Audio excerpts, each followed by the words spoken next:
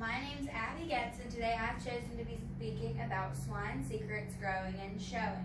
I'm from Marion County. I attended Eldora 4-H Club. I'm 12 years old, and this is my second year in 4-H.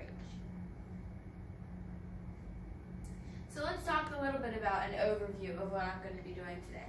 I'm going to talk about record keeping and budgeting skills. I'm going to talk about pig selection and where I found my pig. I'm going to talk about creating a healthy environment, so where to keep your pig and how to build its pen area. I'm going to talk about health and nutrition, so food. I'm going to talk about exercise and other interesting facts. There's some funny ones.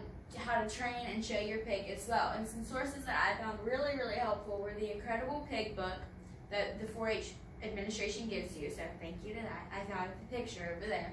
And Purina Mills, their website, I got a lot of information off of.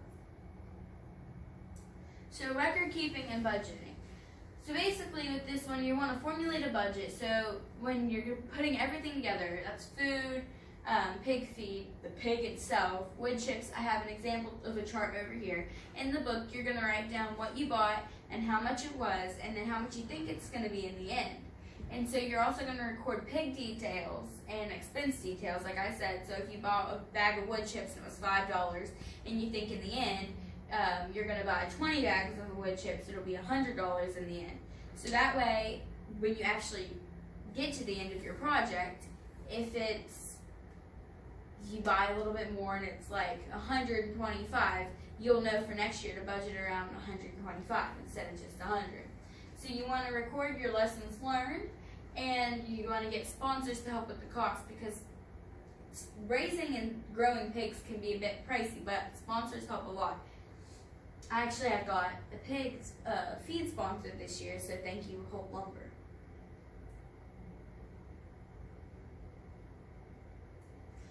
Pig selection. You want to research the breed, which is what I did, and there was there's tons of different ones: Hampshire, Yorkshire, Berkshire. There's a lot of different ones. I decided to go with the Hampshire breed, and I got mine down in Doddridge County because you have to locate a breeder. You want to evaluate the cost. Pigs cost anywhere from $100 to $300 each. Make sure you ensure the proper age by the time you get them. You want them to be weaned off of their mothers, so 8 to 10 weeks. And the way that I chose my pigs, I like to visually examine them based on muscle structure and how they stand, so posture. Creating a healthy environment. So for us, to provide a shelter, we just used the barn that we had our goats in the winter before. Not a lot of space is required to keep pigs, but it does require a lot of time. So to create a pen and bedding, we actually used wooden planks, and then it's actually called a horse mat. We have it's like a thicker mat, and then we put that down because it makes it easier for cleaning later on. To provide heating and cooling, for our heating, we used a heat lamp, and there's a picture right there. And for cooling in the summer, or in this crazy springtime, we're using a fan. It seems to help. We just flip it on in the morning, and if it's still warm overnight, we just keep leaving it running. Okay, so provide a feeding trough. We actually made our feeding trough and built it a bit higher because it'll help with keeping their neck up whenever they're showing. So it's kind of training them. Provide water and constantly monitor. And the reason that I say that is because every time I would go out, if you don't have it if you're not feeding them from a hose, and you have like a bucket or even like a water trough, they tend to want to spill it everywhere, no matter how you have it hooked in there. So I will constantly monitor that. Health and nutrition. So you want, while they're little, I have my pigs on 18% protein right now. You want to monitor the weight, because you don't want, whenever you show them, you don't really want them to be fat. You want them to be between 200 and 300 pounds, but I'll get to that later. Look for sponsor opportunities to control the cost, and I mentioned that earlier. It really is a big help. Like I said, I had Hope Lumber help me out there, but that is so much helpful. Pig feed is the most important and expensive cost there is in the total pig process.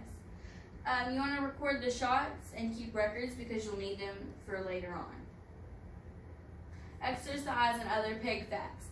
I would recommend going slow and steady because they're really, really smart, but they don't like being pushed around a lot.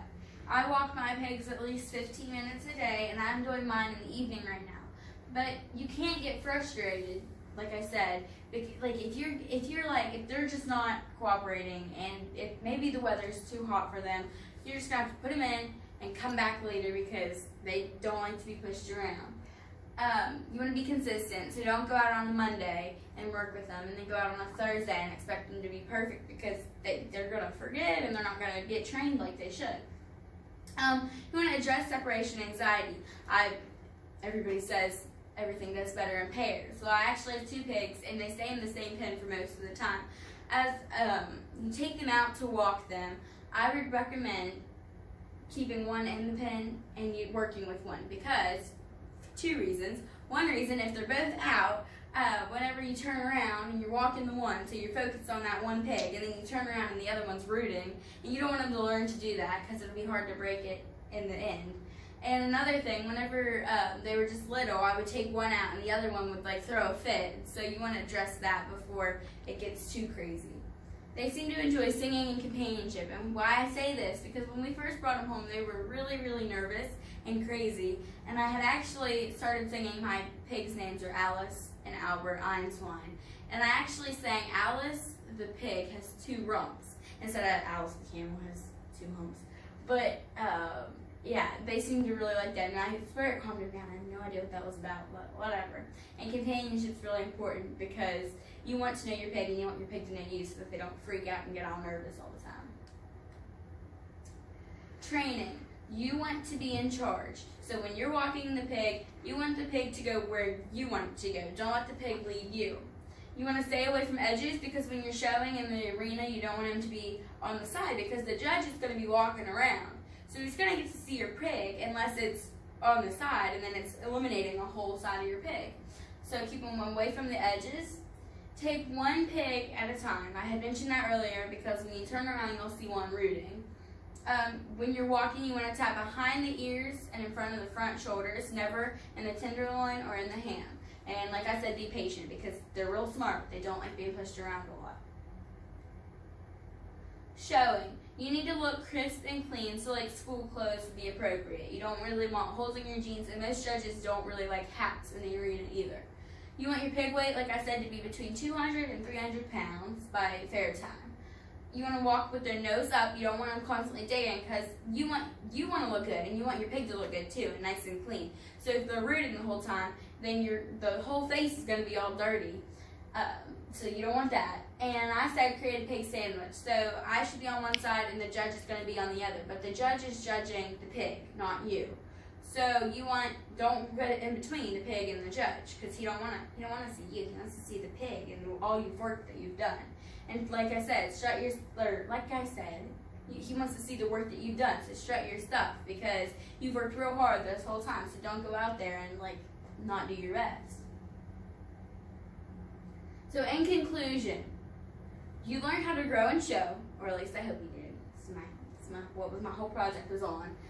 It does require time and, like I said, patience. It can be challenging at times, but it's really going to be rewarding in the end. If you need help, you should come and join 4-H because our extension office is great. Love you, Tina. And yeah, it's just awesome. I've learned so many new things from 4-H and so many more friends. So, yeah, if you have questions, come join 4-H. Thank you. Any questions?